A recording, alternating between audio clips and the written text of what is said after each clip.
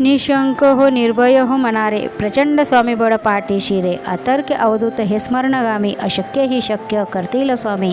उगाची वितोसी भय हे पडू दे, जवळी उभी स्वामी शक्ती कळू दे. जगी जन्म मृत्यू असे खेळ ज्यांचा, नको घाबरू तू असे बाळ त्यांचा. अशक्य ही शक्य करतील स्वामी. भिऊ नकोस, मी तुझ्या पाठीशी आहे. श्री स्वामी समर्थ. जय जय स्वामी समर्थ.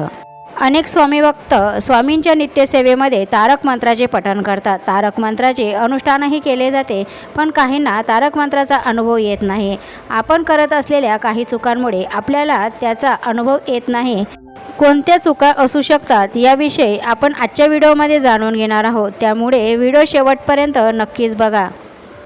तारक मंत्र हा स्वामींचा अत्यंत प्रभावी मंत्र आहे. तारक म्हणजे तारणारा, सर्व संकटांपासून आपले रक्षण करणारा. स्वामींची नित्यसेवा म्हणून तारक मंत्राचे रोजच पठण करावे. जर तुमचे कोणते काम अडकलेले आहे ते पूर्ण होत नाही आणि बऱ्याच दिवसापासून एखादी इच्छा पूर्ण होत नसेल, घरात एखादा व्यक्ती आजारी असेल किंवा अनेक समस्या असतील, तर त्या सर्व समस्या दूर करण्यासाठी अशा वेळेला तारक मंत्राचे अनुष्ठान करावे.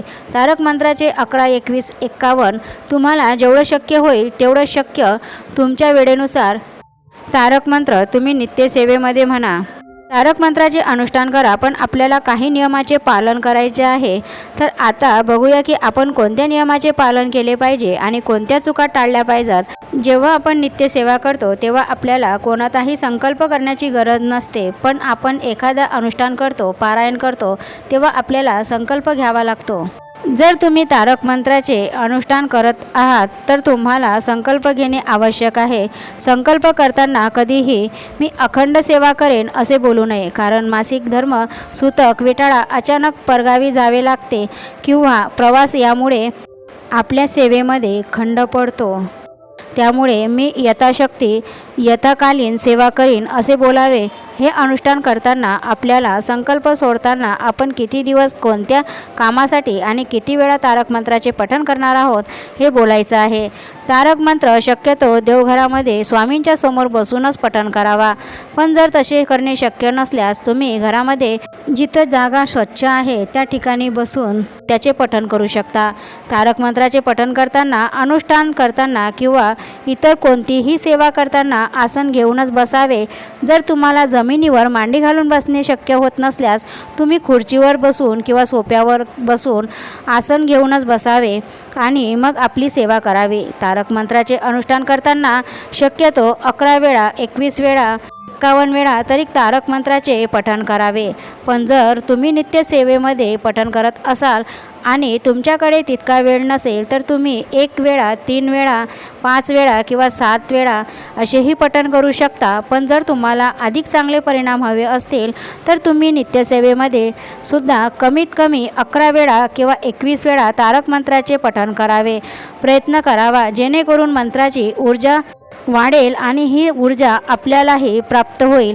तारक मंत्र हा लक्षपूर्वक एकाग्र चित्ताने पठण करावा. घाईघाईमध्ये पठण करू नये. जर तारक मंत्र तुम्हाला पाठ नसेल तर गुगलवरती घेऊन त्याची प्रिंट काढावी आणि त्याच्यामध्ये बघून म्हणावं. तारक मंत्र हा खूप साधा, सोपा मंत्र आहे. स्वामींचा आवडता हा मंत्र आहे. मराठीतच असल्यामुळे वाचायलाही सहज जमते. यामध्ये कोणतेही अखंड शब्द नाहीत. तारक मंत्राचा अर्थ समजून घ्यावा आणि मग मंत्र पठण करावा. याने आपले मन एकाग्र होण्यास मदत होते. आपले उच्चारही स्पष्ट असावेत. स्वतःला ऐकू जाईल एवढ्या मोठ्या आवाजामध्ये तारक मंत्राचे पठण करावे. तीर्थ बनवताना एखाद्या प्याल्यामध्ये किंवा ग्लासमध्ये स्वच्छ पिण्याचे पाणी घ्यावे. हा प्याला तुम्ही जेव्हा तारक मंत्र म्हणायला बसता तेव्हा आपल्या जवळ घेऊन बसावे. तुमच्या बाजूला एक अगरबत्ती लावावी. जेव्हा तुम्ही तारक मंत्र पठण करायला बसता तेव्हा 1 ग्लास पाण्याचा भरून घ्या आणि आपला उजवा हात पाण्याने भरलेल्या त्या प्याल्यावरती ठेवा आणि तारक मंत्र म्हणण्यास सुरुवात करा.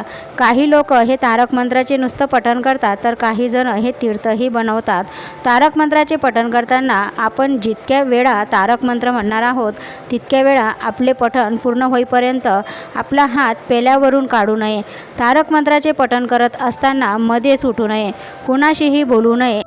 घरामध्ये तसे इतर लोकांनाही सांगून ठेवावे. नित्यसेवेमध्ये किंवा अनुष्ठान करताना जितका वेळा तुम्ही तारक मंत्र पठण करणार आहात तितक्या वेळा तारक मंत्र हा एका बैठकीतच पूर्ण करावा. सकाळी अर्धा संध्याकाळी अर्धा असे करू नये. आणि म्हणूनच ज्या वेळेमध्ये आपल्याला या मंत्राचे पठण व्यवस्थित करायला जमणार आहे अशी एकच वेळ घ्यावी. तारक मंत्र तुम्ही 11, 21, 51 वेळा म्हणणार असाल तर त्याची मोजणी व्यवस्थित करावी. एखादा मंत्र जास्त वेळा म्हणून झाला तरीही चालेल, पण आपण संकल्पयुक्त सेवा जर करत असाल तर अशा वेळेला कमी काउंटिंग होता कामा नये. यासाठी तुम्ही जितका वेळा तारक मंत्राचे पठण करणार आहात तितके शेंगदाणे किंवा गव्हाचे दाणे अशा प्रकारे जवळ घेऊन बसा. म्हणजे तुम्हाला अडथळा येणार नाही आणि तुम्ही व्यवस्थित जितकं तुम्ही संकल्प केला त्यानुसार तुम्ही पठण करणार आहात. तारक मंत्राचे पठण करताना आपण जी अगरबत्ती लावतो त्याची रक्षा फेकून देऊ नये. ती एका डब्बीमध्ये भरून ठेवावी.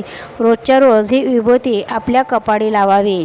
आपल्या कुटुंबातील सदस्यांनाही लावण्यास यावी. याविषयी काही विभूती तुम्ही घरामध्ये सुद्धा फुंकू शकता. तारक मंत्राचे तीर्थ आपण जेव्हा बनवतो तेव्हा घरातील एखादी व्यक्ती ते घेण्यास नकार देऊ शकते. अशा वेळेला त्या व्यक्तीच्या शाकाहारी जेवणामध्ये किंवा पिण्याच्या पाण्यामध्ये तुम्ही हे तीर्थ मिसळून देऊ शकता. तारक मंत्राचे तीर्थ वाया जाणार नाही, फेकले जाणार नाही याची काळजी घ्यावी. घरामध्ये जर कुणाला मासिक धर्म असेल किंवा घरामध्ये सुतक वेटाळा असेल तर तारक मंत्राची सेवा करू नये. नित्यसेवेमध्ये मांसाहार करू नये. तारक मंत्राचे पठण करू नये. शिवाय जितक्या दिवसाची तुम्ही संकल्प घेतला आहे अशा वेळेला संकल्प पूर्ण होईपर्यंत तितके दिवस मांसाहार वर्ज्य करावा. संकल्पयुक्त सेवा करताना परान्नही टाळावे, कारण परान्न खाल्ल्याचे आपल्याला बरेचसे दोष लागतात. परान्न म्हणजे दुसऱ्यांच्या घरी जेवण करणं, हॉटेलमध्ये खाणे. तारक मंत्राचे तीर्थ बनवताना जो काही पाण्याचा पेला किंवा ग्लास घेतलेला आहे तो डायरेक्ट जमिनीवर ठेवू नये. त्याच्याखाली एखादी छोटीशी प्लेट घ्यावी किंवा एखाद्या पाटावर तो पेला ठेवावा. तारक मंत्र म्हणण्यात जास्त वेळही लागत नाही. तारक मंत्र जर पाठ असेल तर एकदा म्हणण्यास साधारण 1 मिनिट लागतो. अशा वेळेला जर तुम्ही 11 वेळा तारक म्हणण्याचा संकल्प घेतला तर 10 ते 15 मिनिटांमध्ये आपली ही सेवा पूर्ण होते. म्हणूनच आपल्याकडे जेव्हा मोकळा वेळ असेल, जेव्हा कुठलंही काम नसेल त्यावेळेला आपल्याला शांतपणे ही सेवा करता येईल अशीच वेळ सेवेसाठी निवडावी. जर हे काही महत्त्वाचे नियम होते ते आपण तारक मंत्राचे नित्यसेवेमध्ये पठण करताना किंवा अनुष्ठान करताना पाळले पाहिजेत. अशा योग्य पद्धतीने तारक मंत्राचे पठण केल्यास त्याची नक्कीच प्रचिती येते. अनेक अडचणीमधून मार्ग काढण्यासाठी आपली एखादी मनोकामना पूर्ण व्हावी किंवा आपले रक्षण व्हावे, आपल्या कुटुंबाचे रक्षण व्हावे यासाठी तारक मंत्राची ही सेवा अत्यंत प्रभावी सेवा आहे. सेवा करत असताना जर आपण शिस्तबद्ध पद्धतीने सेवा केली, काही नियम पालन केले तर आपल्याला नक्कीच त्याची लवकरच फलश्रुती मिळते. तारक मंत्र हा काही साधा मंत्र नाही, तर हा स्वतः स्वामींनी त्यांच्या भक्तांना दिलेला एक अनमोल भेटच आहे. त्यामुळे तारक मंत्राचे असे नियमबद्ध पद्धतीने पठण केले असता आपल्याला नक्कीच त्याचे चांगले अनुभव येतात. तारक मंत्र म्हणत असताना व्हिडिओमध्ये सांगितल्याप्रमाणे काही चुका होत असतील तर आजपासूनच त्यामध्ये बदल करा.